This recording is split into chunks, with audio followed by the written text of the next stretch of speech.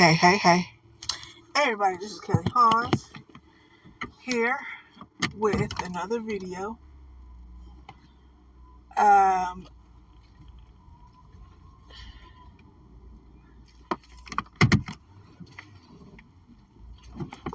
This is Interview with the Vampire. This is Season 2, Episode 1.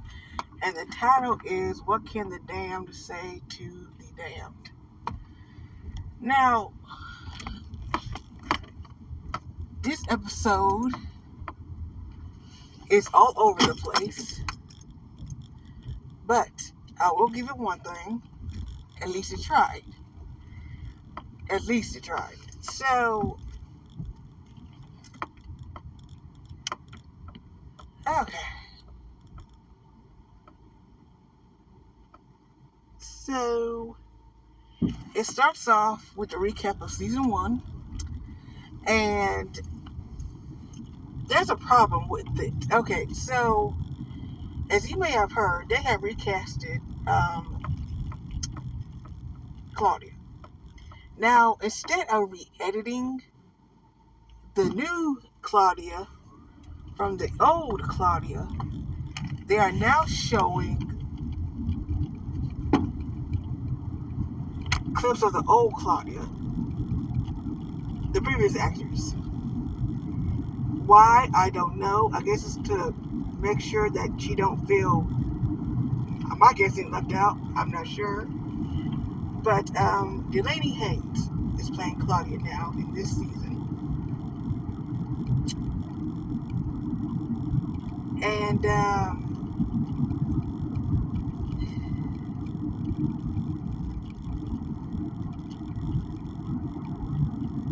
I'm not sure how to feel about it, because this is a complete different character from what I have seen. The whole season, to be honest. Okay, because first off, somehow they end up in Russia. They're looking for ancient vampires. Claudia is interested in the books over vampires and trying to find the one vampire. Also, if you remember from last episode, Daniel was completely sick of everybody's shit and was basically just like, okay, this doesn't make any sense. And then we met Armand, who is now the oldest vampire on record. So, this is my opinion, and my opinion only.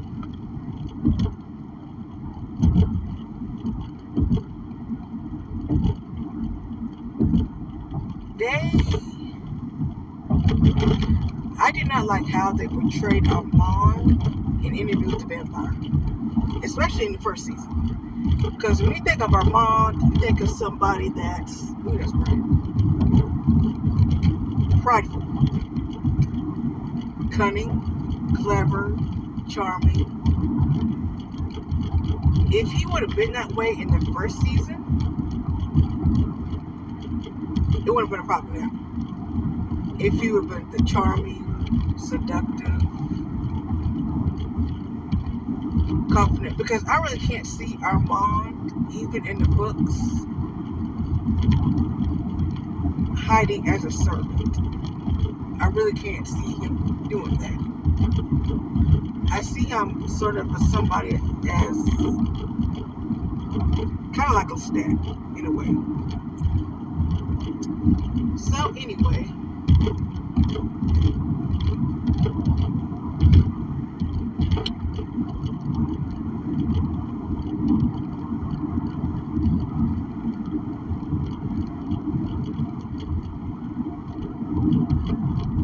we basically get to back to the interview. Claudia is still angry at Louis because, again, you choked the complete shit out of me because your abusive boyfriend is beating the complete daylights out of you. He's manipulative, abusive towards me and pretty much everybody around me, and he gets jealous for me. So, Claudia feels some type of way. You're going through that. And when you rewrite a person of color, you run into a lot of discrepancies. One of them, which I find hard to believe. So, Claudia and Louis are in Russia. I think they're in Korea. This is after World War II. My guessing they're trying to go post World War II to New Orleans. My guessing, I'm not sure.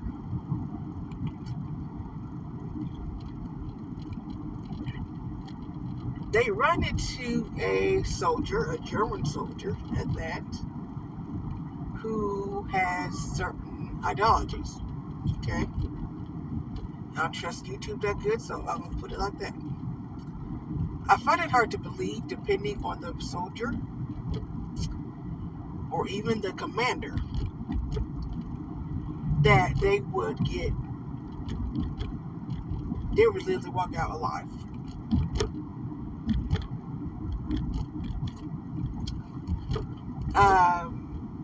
That's just me. Another thing is this.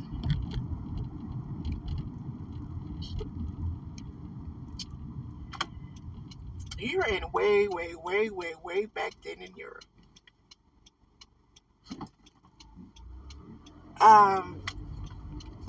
There was racism like crazy in Europe. I mean crazy. We're talking about way back when. We're talking about 1936. And they escaped from an air raid. So they end up with some refugees. They meet Morgan Ward, who is a journalist from England, and I'm guessing his little son, I'm not sure.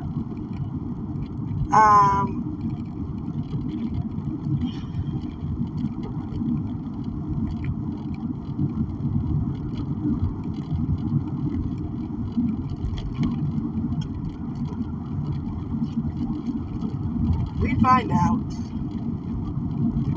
that they were in Romania. And besides the war that was going on, there was also a fear of vampires.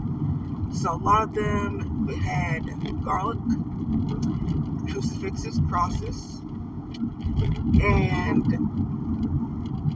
even soldiers were starting to shoot up the corpse, which didn't make any sense, but there you have it. Claudia becomes more and more desperate to find her kind, because again, her and Louis couldn't be the only two vampires. But then we come back to reality. So Daniel is good at what he does. He's a journalist. And came to find out, he took the persona of his real servant, which his name is Rashid. We'll call him RR. So RR looks guilty. I mean, very, very guilty. RR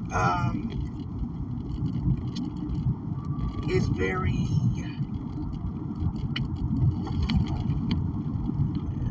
how can I put this? He's very you can read him like a book. That's something's wrong.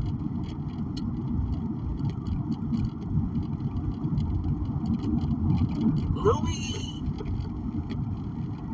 has been with Armand for close to 70 years. Even after 70 years, and you still get butterflies because you hear your ex's name, basically.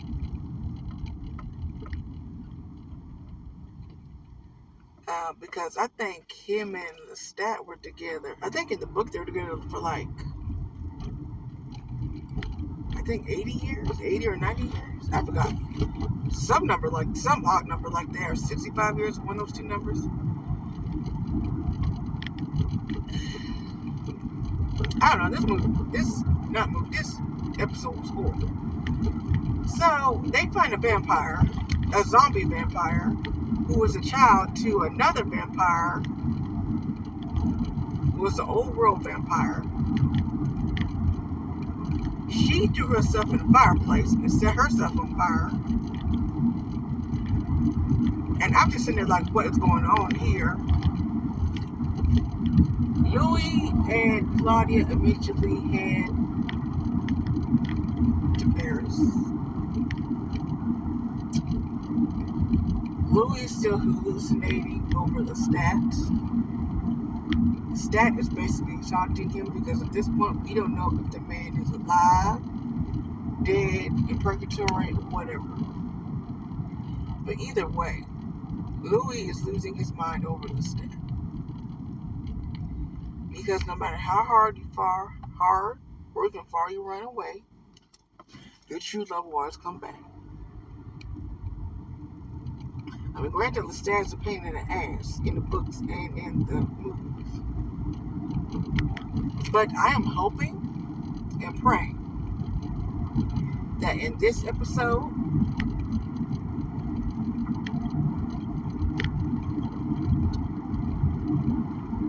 they'll have Rockstar Louis. And I'll be excited. I'll be very excited to have Rockstar Louis. Well, I say Louis, Lestat. There we go. Rockstar Lestat.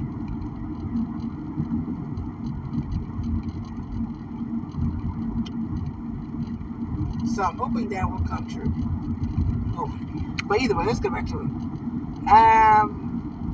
Refugees question Claudia and Louis. Lady turns into a vampire. The people go against her, chop her head off. They leave. Met the Romanian vampire, over a vampire. She throws him into a fireplace. Dies. They head to Paris. And Louis is trying to convince himself that he and Claudia will be together forever. And it's just me and her. Which doesn't sound even convincing. But there we go.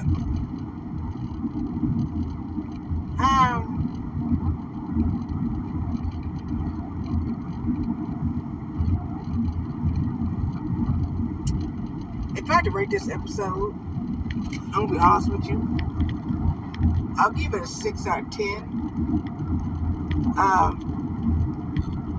They're actually put in some effort, but not enough. I'm going to have to see the whole season, and there's several more episodes left. So, that is basically my take on Interview with the Vampire. I try to make it as short as I can. I think the next one's I'm going to try to make it shorter.